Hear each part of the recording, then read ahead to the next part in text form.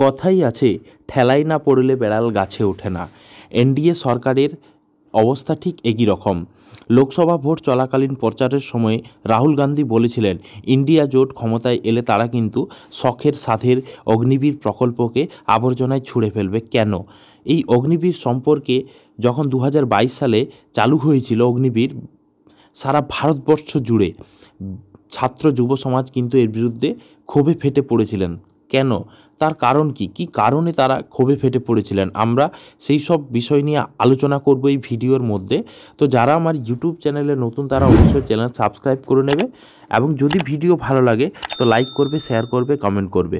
তো দেখো, এখানে এনডিএ সরকার তৃতীয়বার ক্ষমতায় আসার পরে টাইমস নাও ব্যাপারে একটা ইন্টারভিউ দিতে গিয়ে আমাদের প্রতিরক্ষা মন্ত্রী রাজনাথ সিং তিনি কিন্তু বলেছিলেন যে প্রয়োজনে সরকার অগ্নিবীর প্রকল্প পরিবর্তন করতে প্রস্তুত। তো কি এই প্রকল্পে ছিল এবং কি পরিবর্তন হতে পারে আমরা কিন্তু এই ভিডিওর মাধ্যমে ডিটেলস আলোচনা করব। তো ভিডিও না টেনে তোমরা শেষ পর্যন্ত দেখার চেষ্টা করো। দেখো, এখানে হচ্ছে রাজনাথ সিং টাইমস নাওতে বলেছিলেন যে প্রতিরক্ষা বাহিনীতে তারুণ্যের প্রয়োজনীয়তা নিশ্চিত করে এই প্রকল্পের প্রতিরক্ষা করেছিলেন এবং বলেছিলেন যে সেনা মে তারুণ্য হোনি চাহিয়ে। ওকে, কারণ আমি মনে করি মানে যে এরা উৎসাহী। তো দেখো, এখানে যে কী পরিবর্তন হতে পারে আগামী দিনে এই অগ্নিবীর প্রকল্পে আমরা বিস্তর আলোচনা করব। কি পরিবর্তন হচ্ছে দেখো, রিলঞ্চড অগ্নিপথ কি হচ্ছে দেখো, যে কিছুগুলো ডিমান্ড রয়েছে, যে ডিমান্ডগুলো 2022 সালে যখন অগ্নিবীর বা অগ্নিপথ চালু হয়েছিল তখন কিন্তু বেশ কিছু মানে হচ্ছে পরিবর্তন হয়েছিল আমাদের ইন্ডিয়ান আর্মির নিয়োগের ক্ষেত্রে।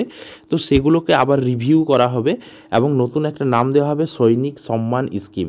তো অগ্নিপথ প্রকল্পে যে রিভিউসগুলো, যে ডিক্লেয়ারগুলো দেওয়া হয়েছিল, দেখো এখানে যে চেঞ্জেসগুলো হবে, চেঞ্জেস আর ডিক্লেয়ার্ড বিলো, যে পরিবর্তনগুলো হবে সেইগুলো রিভিউজ করা হবে। রিভিউজ করার পরে যদি সেরকম মনে হয় ইন্ডিয়ান আর্মি এবং ভারতের প্রতিরক্ষা দপ্তর দুজনে মিলে জয়েন্টে এই কাজটা করছে, এবং যদি সেগুলো পসিবল হয় তাহলে অবশ্যই কিন্তু পরিবর্তন হবে, এবং তোমরা ভেবে রাখো এটা কিন্তু নিশ্চিত পরিবর্তন হবে।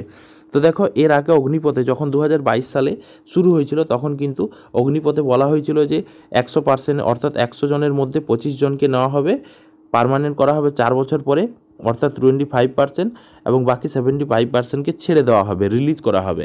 তো সেটাই বলছে এখানে 100 জনের মধ্যে নতুন যে পরিকল্পনা আছে তাতে বলছে 60 থেকে 70% রিটেন করা হবে, অর্থাৎ আবার রেখে দেওয়া হবে। এরপর যেসব টেকনিক্যাল পোস্টগুলো ছিল সেগুলোকে পার্মানেন্ট করা হবে। 4 বছরের ডিউটি ছিল সেটা কিন্তু 7 বছর থেকে 8 বছর করা হবে। আফটার ডেথ ফ্যামিলি পেনশন, এখানে পেনশন পাবে, মৃত্যুর পরে ফ্যামিলি পেনশন চালু হবে, এবং ট্রেনিং পিরিয়ড ছিল 24 উইক থেকে সেটা 42 উইক হবে। এরপর যে বেতন ছিল 21 থেকে 22 হাজার টাকা, সেটা কিন্তু বৃদ্ধি করা হবে, কারণ বর্তমান দ্রব্যমূল্যের বাজারে বেতন অনেক কম, সেক্ষেত্রে বেতন বৃদ্ধি করা হবে। যে সংখ্যা ছিল পোস্ট, সেই পোস্টকেও ইনক্রিজ করা হবে। এরপর দেখো আরেকটা বিষয়, যে হলিডেজ যেটা ছিল 45 দিন, মানে যে ছুটিটা অনেক কম ছিল সেটা কিন্তু 45 দিন করা হবে, 45 ডেজ হলিডেজ। এরপর ধরো হচ্ছে fresh joints not to called Agniveer, ঠিক আছে, যারা নতুন করে ফ্রেশ জয়েন করবে তাদেরকে অগ্নিবীর বলা হবে না, ঠিক আছে।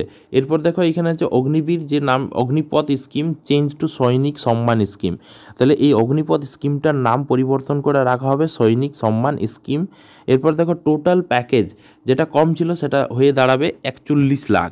এবার দেখো আফটার 7 ইয়ার, অর্থাৎ 7 বছর পরে যখন তাকে ছেড়ে দেওয়া হবে, মানে 60 থেকে 70% নিয়ে নেওয়ার পরে ছেড়ে দেওয়া হবে, তো তাদেরকে কিন্তু গ্যারান্টেড জবস প্রোভাইড তাদেরকে কিন্তু চাকরি দেওয়া হবে। এরপরে অল সেন্ট্রাল ভ্যাকেন্সি 15% রিল্যাক্সেশন, অর্থাৎ এরা যে কোনো সরকারি চাকরির মানে যে পরীক্ষাতে সেন্ট্রালে, সেখানে কিন্তু তারা 15% রিল্যাক্সেশন পাবে। তারপর ধরো in case of death soldiers gets all reputation of a warrior, এবং ধরো যদি এই অগ্নিপথ মানে সৈনিক সম্মান স্কিমের কোনো একজন সৈনিকের মৃত্যু হয় সোলজার ডিউরিং ডিউটি, তাহলে কিন্তু all reputation of a warrior, একজন যোদ্ধা যেমন মানে সম্মান পায়, বন্দুক মানে গুলি বর্ষণ করে তাকে যেমন সম্মান করা হয়, ঠিক সে একই রকমভাবে তাকে সম্মান জানানো হবে। তো দেখো এখানে অগ্নিপথ স্কিমে যে ছিল এবং সৈনিক সম্মান স্কিমে কি হবে সেগুলো দেওয়াই রয়েছে। দেখো এখানে পুরো ডিটেলসে তোমরা দেখতে পাবে।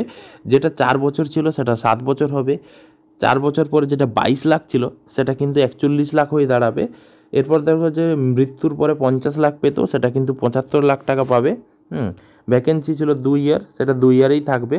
অর্থাৎ এবার ধরো রিল্যাক্সেশন যেটা যে কোনো সরকারি চাকরিতে 10% ছিল সেটা 15% হবে। ট্রেনিং পিরিয়ড ছিল 24 উইক, সেটা হবে 42 উইক। এবার ধরো যে এখানে ধরো অ্যাপ্লাই এনওসি নট অ্যাপ্লাই, ঠিক আছে। এখানে আছে হলিডেজ যেটা 30 দিন ছিল সেটা হয়ে দাঁড়াবে 45 দিন। এবার বলে রাখি, দেখো এটা হচ্ছে পুরো রিভিউজ একটা কমিটি তারা গঠন করেছে, তারা এই সব ব্যাপারগুলো নিয়ে রিভিউজ করছে এবং এগুলো কিন্তু অবশ্যই পরিবর্তন হবে। আমাদের যে ভারতের প্রধানমন্ত্রী তৃতীয়বারের জন্য যিনি ক্ষমতায় এসেছেন, নরেন্দ্র দামোদর দাস মোদি, তো তিনি কিন্তু 18 থেকে 19 জুন একটা মিটিং বসবেন ডিফেন্স মানে হচ্ছে দপ্তরের সাথে, এবং তারপরেই কিন্তু এই পুরো সিদ্ধান্তটা হয়ে যাবে। ওকে, তো আমরা দেখতে পাবো যে 25 জুন আমাদের যে নতুন এমপিগুলো শপথ নেবে তার আগেই কিন্তু এটা ডিক্লেয়ার হয়ে যাবে যে অগ্নিপথে কি পরিবর্তন হচ্ছে। এই যে অগ্নিপথ যেটাকে আমরা বলছি সৈনিক সম্মান স্কিম, এখানে যে জিনিসগুলো আমরা পরিবর্তন লক্ষ্য করলি আমরা কিন্তু সেগুলো ডিটেলস তোমাদের সাথে আলোচনা করলাম। তো যারা অগ্নিবীর বা ইন্ডিয়ান আর্মি হওয়ার স্বপ্ন দেখেছো এবং ভবিষ্যতে দেশ সেবা করার পরিকল্পনা নিয়েছো, নিজের জীবনকে দেশের জন্য উৎসর্গ করার পরিকল্পনা নিয়েছো, তাদের জন্য সত্যি এটা সুখবর যে আগামী দিনে অগ্নিপথ বা অগ্নিবীর স্কিমে কি পরিবর্তন হচ্ছে। তো যাই হোক, এই ধরনের নিত্য নতুন ভিডিও পেতে অবশ্যই আমার ইউটিউব চ্যানেলে সঙ্গে থাকুন, সাথে থাকুন, এবং ভালো লাগলে অবশ্যই লাইক করবে, শেয়ার করবে, কমেন্ট করবে, এবং পাশে থাকা বেল আইকনটি প্রেস করে কিন্তু সাবস্ক্রাইব করে নেবে, কারণ পরবর্তী ভিডিও পাওয়ার জন্য। তো অবশ্যই পরবর্তী ভিডিও পাওয়ার জন্য সুস্থ থাকো, ভালো থেকো, থ্যাংক ইউ।